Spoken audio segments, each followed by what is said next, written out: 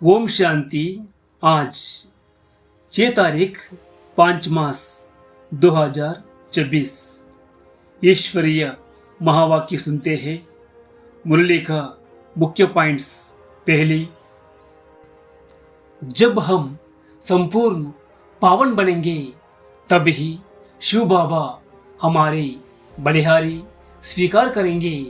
स्वयं से पूछे कि हम कितने पावन बने हैं।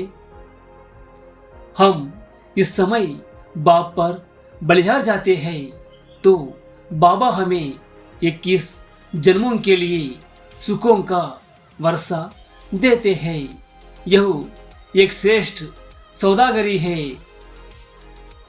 इस रुद्र ज्ञान यज्ञ में पुरानी दुनिया और देह अभिमान को स्वाहा करना है। खुशी खुशी से अपना तन मन धन ईश्वरीय सेवा में सफल करना है। आधा कल्प हम पुण्यात्मा थे, फिर आधा कल्प पापात्मा बने। अब संगम युग पर फिर से पुण्यात्मा बनने का पुरुषार्थ करना है। शिव बाबा ही एकमात्र गॉड फादर, पतित पावन और सद्गति दाता है। उनका अपना शरीर नहीं है। वे ब्रह्मा के तन का आधार लेते हैं। यह मनुष्य सृष्टि एक उल्टा जाड़ है जिसका बीज परमात्मा ऊपर मूल वतन में रहता है। बाबा हमें कर्मों की गुजर गति समझाते हैं। सतयुग में कर्म अकर्म होते हैं, जबकि कलयुग में रावण राज्य के कारण विकर्म होते हैं। पावन बनने का एकमात्र उपाय है शिव बाबा को याद करना। याद से ही आत्मा के पाप भस्म होंगे और आत्मा प्योर बनेगी। भारत ही सबसे प्राचीन और अविनाशी खंड है। यही पहले स्वर्ग था और अब फिर से इसे स्वर्ग बनाना है। ज्ञान की लाइट और माइट द्वारा विघ्न विनाशक बनाना है। बाबा के साथ कंबाइंड रहकर हर परिस्थिति को पार करना है। ओम शांति। मीठे बच्चे, जब तुम संपूर्ण पावन बनोगे तब ही बाप तुम्हारी बलिहारी स्वीकार करेंगे।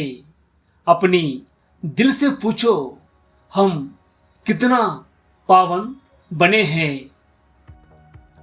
प्रश्न, तुम बच्चे अभी खुशी खुशी से बाप पर बलि चढ़ते हो, क्यों?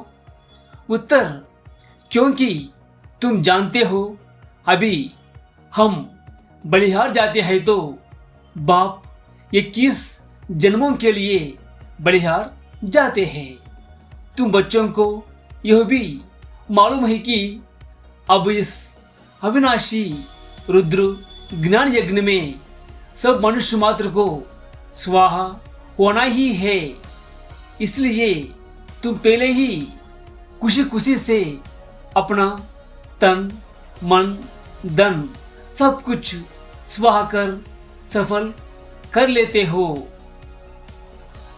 गीत मुखड़ा देख ले प्राणी। ओम शांति। शिव भगवान वाच, जरूर अपने बच्चों प्रति ही नॉलेज सिखाते हैं व श्रीमत देते हैं। हे बच्चों व हे प्राणी, शरीर से प्राण निकल जाते हैं व आत्मा निकल जाती है। एक ही बात है। हे प्राणी अथवा हे बच्चे, तुमने देखा कि मेरे जीवन में कितना पाप था और कितना पुण्य था। हिसाब तो बता दिया है। तुम्हारे जीवन में आधा कल्प पुण्य आधा कल्प पाप होते हैं। पुण्य का वर्षा बाप से मिलता है, जिसको राम कहते हैं। राम निराकार को कहा जाता है, ना कि सीता वाला राम। तो अब तुम बच्चे जो आकर के ब्रह्मा मुखवंशावली ब्राह्मण बने हो, तुम्हारी बुद्धि में आया है बरोबर आधा कल्प हम पुण्यात्मा ही थे, फिर आधा कल्प पापात्मा बने। अभी पुण्यात्मा बनना है। कितना पुण्यात्मा बने हैं वह हर एक अपनी दिल से पूछे। पापात्मा से पुण्यात्मा कैसे बनेंगे, वह भी बाप ने समझाया है। यज्ञ तप आदि से तुम पुण्यात्मा नहीं बनेंगे, वो है भक्ति मार्ग। इससे कोई भी मनुष्य पुण्यात्मा नहीं बनते हैं। अभी तुम बच्चे समझते हो हम पुण्यात्मा बन रहे हैं। आसुरी मत से पापात्मा बनते बनते सीढ़ी उतरते ही आए हैं। कितना समय हम पुण्यात्मा बनते हैं, वह सुख का वर्षा लेते हैं। यह किसको पता नहीं है। उस बाप को याद तो सभी मनुष्य करते हैं। उनको ही परमपिता परमात्मा कहते हैं। ब्रह्मा विष्णु शंकर को परमात्मा नहीं कहेंगे, और किसको परमात्मा नहीं कह सकते। बल इस समय तुम प्रजापिता ब्रह्मा कहते हो, परंतु प्रजापिता को कभी भक्ति मार्ग में याद नहीं करते हैं। याद सभी फिर भी निराकार बाप को ही करते हैं। वो गॉडफादर, वो भगवान अक्षर ही निकलते हैं, एक को ही याद करते हैं। मनुष्य अपने को गॉडफादर कह ना सके, ना कि ब्रह्मा विष्णु शंकर अपने को गॉडफादर कह सकते हैं। उनके शरीर का नाम तो है ना, एक ही गॉडफादर है। उनको अपना शरीर नहीं है। भक्ति मार्ग में भी शिव की बहुत पूजा करते हैं। अभी तुम बच्चे जानते हो, शिव बाबा इस शरीर द्वारा इससे बात करते हैं। हे बच्चों, कितना प्यार से कहते हैं, समझते हैं। मैं सर्व का पतित पावन सद्गति दाता हूँ। मनुष्य बाप की महिमा करते हैं ना, लेकिन उनको ये पता नहीं है कि 5000 वर्ष बाद आते हैं। जरूर जब कलयुग का अंत होगा तभी तो आएंगे। अभी कलयुग का अंत है तो जरूर अब आया हुआ है। तुमको श्रीमत मिलती है। श्रीमत कोई श्री कृष्ण की नहीं है। श्री कृष्ण की आत्मा भी श्रीमत से देवता बनी थी, फिर 84 जन्म लेते अब तुम अश्रीमत के बने हो। बाप कहते हैं, मैं आता ही तब हूँ जब तुम्हारा चक्र पूरा होता है।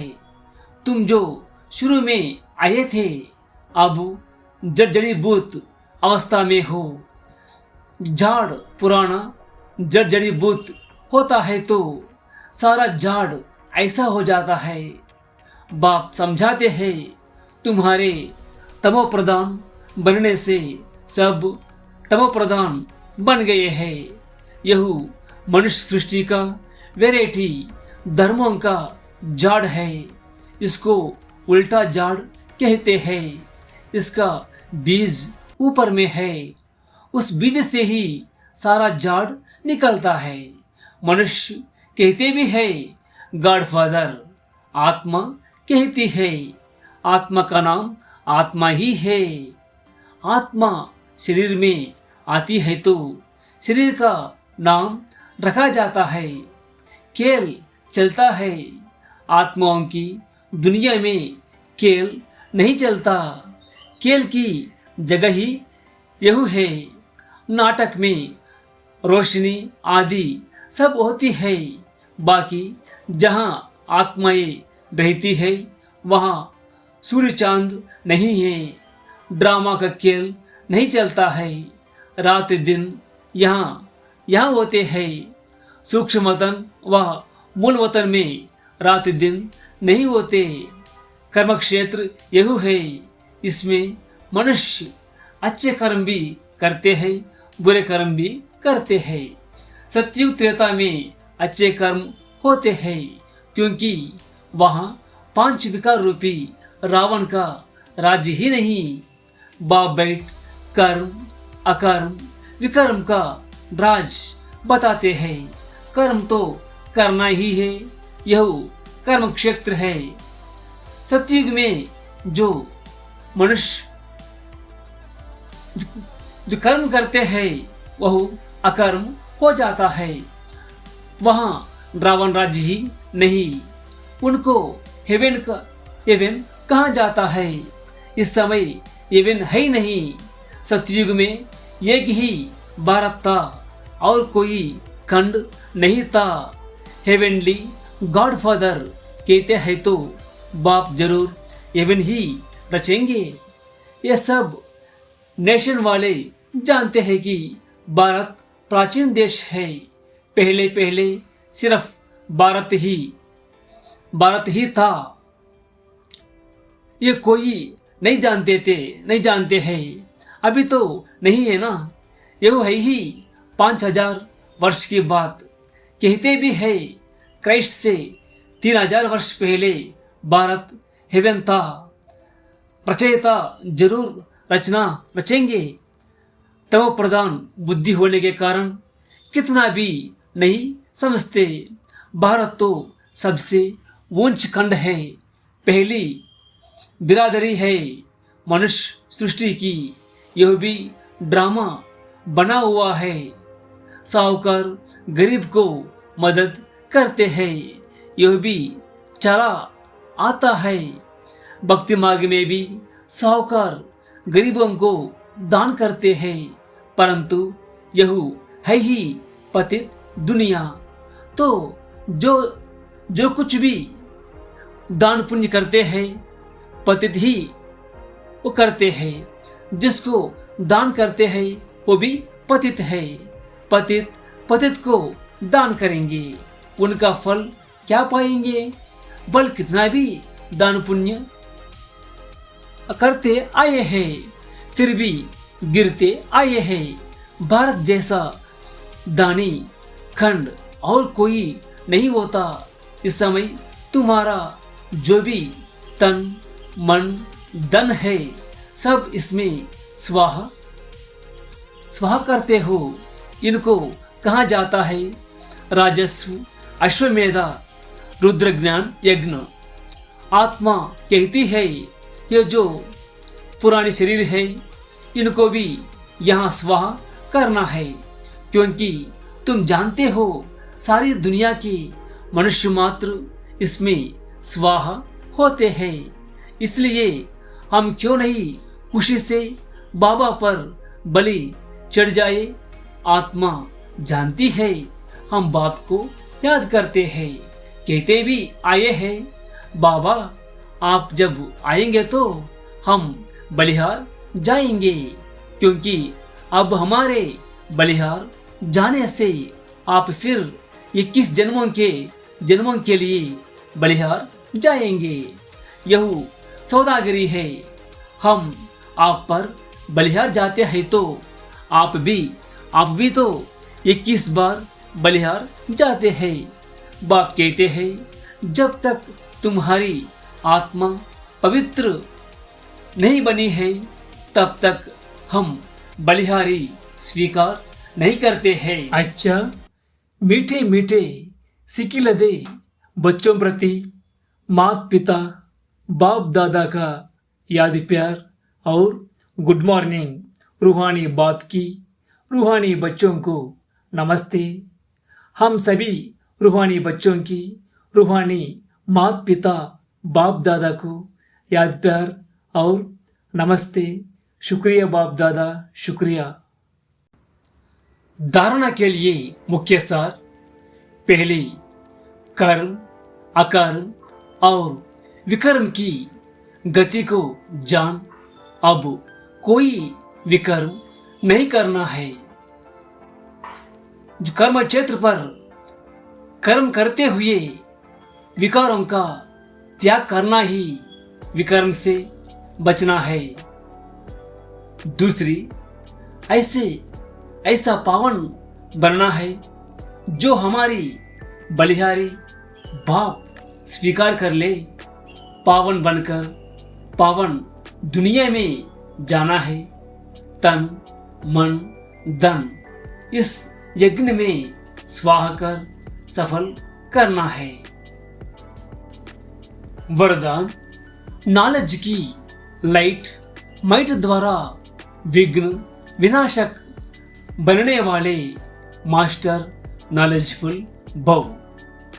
भक्ति मार्ग में गणेश को विघ्न विनाशक कहकर पूजते हैं, साथ साथ उन्हें मास्टर नॉलेजफुल अर्थात विघ्नपति भी मानते हैं। तो जो बच्चे मास्टर नॉलेजफुल बनते हैं वे कभी विघ्नों से हार नहीं खा सकते, क्योंकि नॉलेज को लाइट माइट कहा जाता है, जिससे मंजिल पर पहुंचना सहज हो जाता है।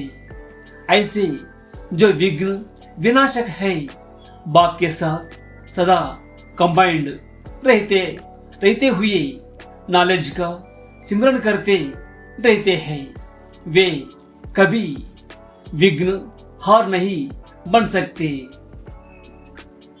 स्लोगन, अंदर बाहर जो भी बुराइयां है उन्हें संपूर्ण विल कर दो तो विल पावर आ जाएगी। अव्यक्त इशारे, सदा अचल अडोल एक रस स्थिति का अनुभव करो। अभी अनुभवी बन औरों को भी अचल अडोल बनाने का अनुभव कराने का समय है। अभी खेल करने का समय समाप्त हुआ। अब सदा समर्थ बन निर्बल आत्माओं को समर्थ बनाते चलो। आप लोगों में निर्बलता के संस्कार होंगे तो दूसरों को भी निर्बलता बना देंगे।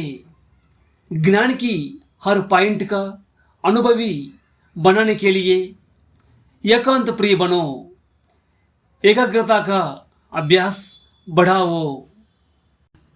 प्यारे भाई बहनों, यह ईश्वरीय ज्ञान जन जन तक पहुंचाने के लिए और इस सेवा को निरंतर जारी रखने के लिए आपके सहयोग की आवश्यकता है।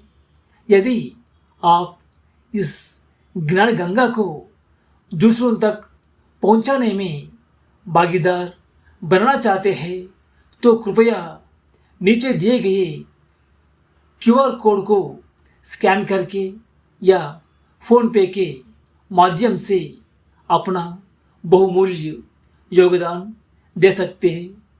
सहयोग के लिए धन्यवाद। ओम शांति।